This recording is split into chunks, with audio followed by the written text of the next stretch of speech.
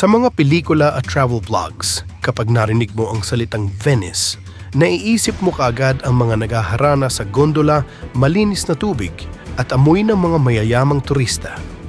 Pero paano kung ang Venice na pupuntahan natin ay taliwas sa nakikita natin sa internet, sa postcards at advertisements? Yun pala ay Venice ng kahirapan. Dito, ang hangin ay pinaghahatian ng amoy ng usok ng kahoy, malansang isda at higit sa lahat, matinding amoy ng kahirapan. Walang kalsadang sementado, walang maayos na supply ng tubig, at ang mga sasakyan nila hindi degulong kundi mga bangkang nag-uumpugan sa sikip ng daan. Welcome sa Makoko sa Lagos, Nigeria, ang Venice ng kahirapan, kung saan dito ay bawal ang mag-inarte dahil ang mamuhay dito ay may kasamang panganib at purong survival. Dito, pinapatunayan nila na ang tao ay magaling sa dalawang bagay, ang makipag-away sa internet at ang mabuhay kahit saan, kahit anong hirap. Ngayon, ipagpag natin ang realidad sa kabilang panig ng mundo. Paano sila namumuhay sa lugar na ito? At sa kabila ng kahirapan, ay patuloy pa rin silang nagpaparami, kaya paano sila nakakasurvive? Tara, sama-sama nating saliksikin. Pero bago tayo mag-umpisa, ay kung bago ka pa lamang sa aking channel at gusto mong lumago pa ang iyong kaalaman, ay maaari mo bang i-like ang video na ito at mag-subscribe ka na rin para lagi kang updated sa mga susunod nating saliksik videos. Ang Makoko ay nasa gitna ito ng isang mega city na may humigit kumulang 20 milyong tao. Pero pagdating mo rito, parang tinapon ang buong komunidad sa gilid ng mundo. Isang malaking floating slum ito. Isang magulong maze na mga bahay na gawa sa pinagtagpi-tagping kahoy na nakapatong sa mga poste sa ibabaw mismo ng tubig. Ang paligid, tubig na kulay itim na parang langis. Isang maling hakbang mo sa bangka, malalaglag ka sa malatubig kanal na hinding-hindi mo gugustuhing languyin. Personal space? Huwag mo nang hanapin. Siksikan ang ilang daang libong tao sa komunidad na ito. Sa sobrang lawak at gulo ng lugar, halos hindi na mabilang ng eksakto kung ilang tao talaga ang nandito. Parang group chat ang komunidad na walang mute at walang leave. Dikit-dikit ang mga bahay, walang maayos na kuryente, walang imburnal, at tila lahat ay nakikipagsiksikan para lang may masilungan.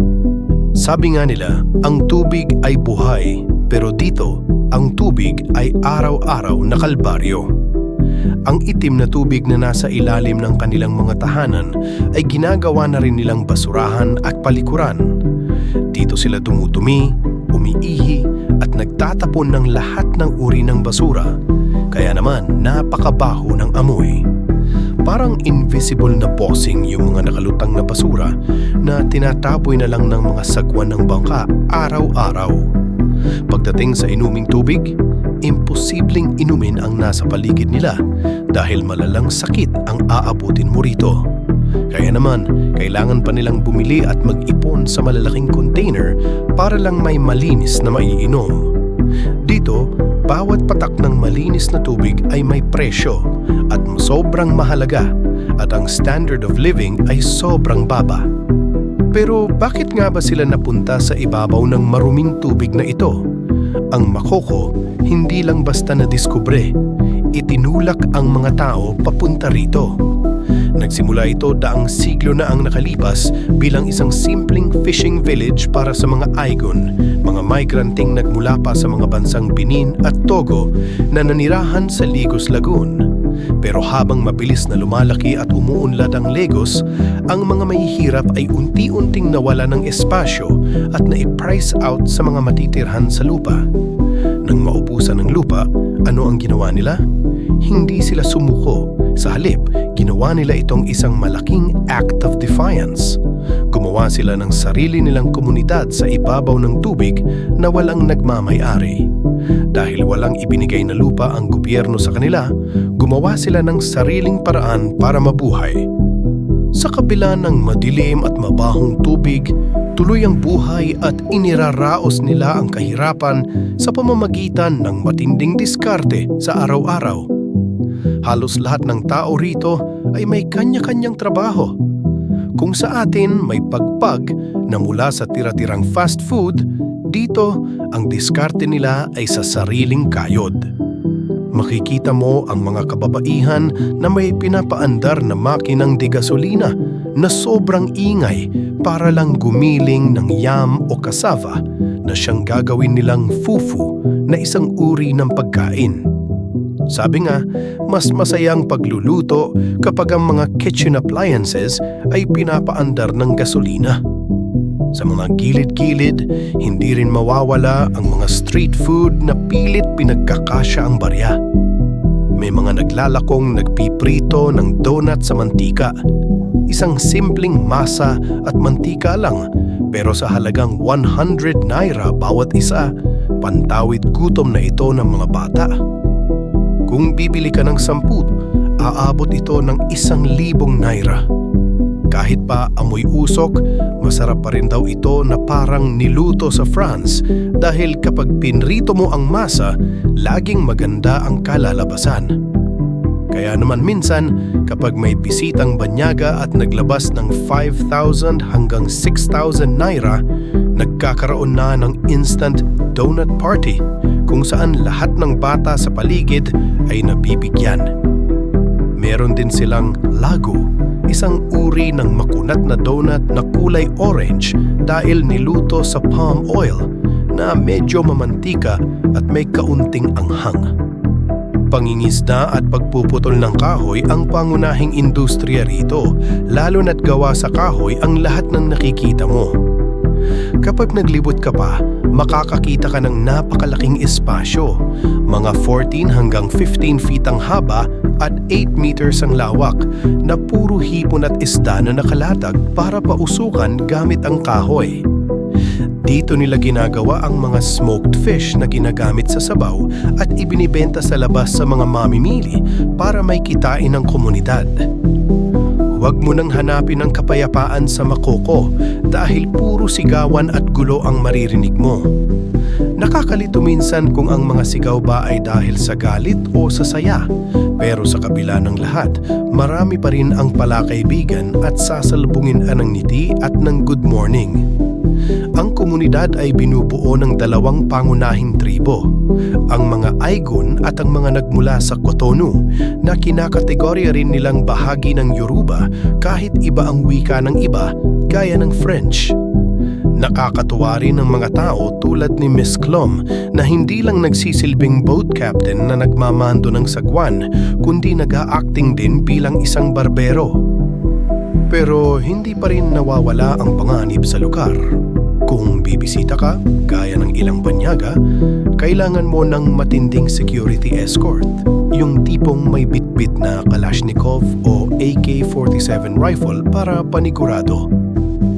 Pabiro mang sinasabi na ito'y pangtaboy lang sa mga lamok, alam ng lahat na ito'y para proteksyonan ang sino man sa lugar na medyo delikado ang sitwasyon.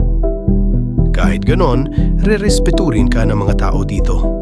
Tatawagin ka nilang Yavo kung foreigner ka, pero tatanggapin ka ng buong puso. Para sa mga bata at magulang dito, sobrang bigat ng sitwasyon lalo na sa edukasyon.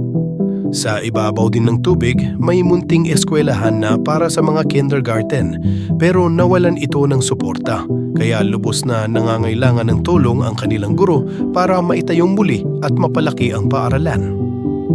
Sa kalsadang tubig, makakakita ka pa ng mga traffic jam ng mga bangka at nakakagulat na minsan ay may mga batang napakabata pa pero sila na ang nagmamaneho ng bangka, bit-bit ang napakalaking responsibilidad sa murang edad.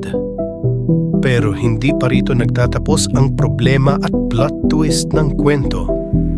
Ang mismong kinatatayuan nilang tubig ay gustong bawiin ng gobyerno. May plano ang kinauukulan na tabunan ng lupa o sand filling ang malaking bahagi ng waterfront. Ibig sabihin, mapapalayas ang libo-libong tao madudurog ang kanilang pinaghirapang komunidad at mawawalan sila ng akses sa pangingisda na bumubuhay sa kanila. Nakikiusap ang mga lokal na sana'y matulungan sila na pigilan ito para hindi sila tuluyang burahin sa mapa. Dagdag pa sa kakaibang pamumuhay nila ang kanilang malalim na paniniwala. Sa gitna ng kahirapan, makakasalubong mo rin minsan ang AO, isang uri ng espiritu sa kultura nila na balot ng tela at naglalakad sa komunidad na parang mga divine bouncers na nagpapatupad ng mga batas ng kalikasan at kultura. Ayon sa paniniwala nila, ang mundong hindi nakikita ay sobrang totoo. Bawal silang hawakan, bawal questionin, at lalong bawal paglaruan. Ang nakakatuwa, imbes na paluin ka ng stick na madalas mangyari sa ibang ritual sa Africa, ang basbas ng AO ay pinaniniwala ang nagdadala ng napakaraming regalo, kagalakan at pag-asa o uplifting sa kanilang pamumuhay. Ito ang kwento ng Makoko sa bansang Nigeria, isang lugar na walang kalsada, walang malinis na tubig at amoy usok.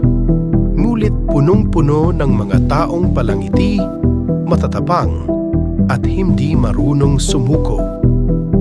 Parang mga Pilipino na patuloy na bumabangon at mumingiti sa kabila ng mga kalamidad at pinakamalalakas na bagyo, ang mga taga-Makoko ay nagtayo ng isang buong komunidad sa ibabaw ng maruming tubig, makahanap lamang ng ligtas na matitirhan. Gaya nga ng laging sinasabi, madalas na ang pinakamalalaking puso ay matatagpuan sa mga pinakamalalayo at pinakamahihirap na lugar sa mundo.